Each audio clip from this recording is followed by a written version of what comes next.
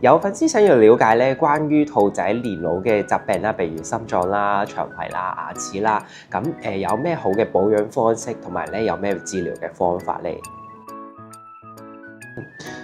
咁就如同我哋人一樣啦，所有嘅動物，包括兔仔咁都會變老嘅。咁老嘅話咧，所有嘅器官啦，佢用嘅時間慢慢地耐啦，咁自然嘅都會有啲衰退咁樣啦。咁譬如以心臟嚟講嘅話，年老嘅兔仔都相對容易啲出現啲心臟病啦，即係心肌或者心瓣嘅退化問題咁樣啦。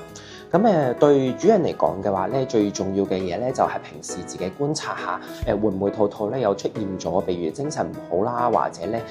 活動比較冇力嘅情況啦。如果有咁樣嘅狀況嘅話，當然就要帶俾獸醫去做檢查啦，或者獸醫亦都會係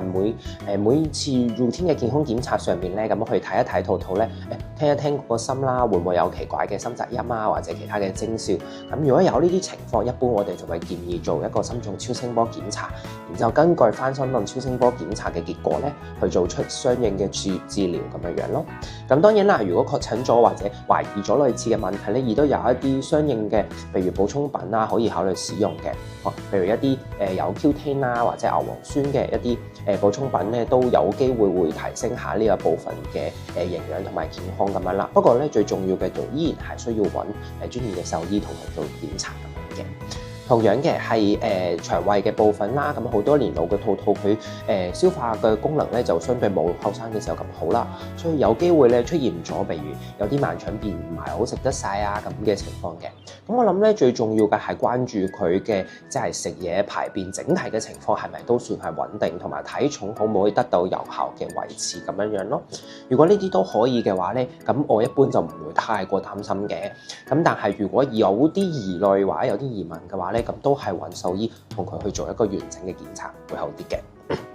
咁至於牙齒嘅部分啦，咁呢個亦都係一個非常常見嘅問題嚟㗎。咁最關鍵嘅一樣嘢咧，依然係長期嘅保持一個大量高質素乾草嘅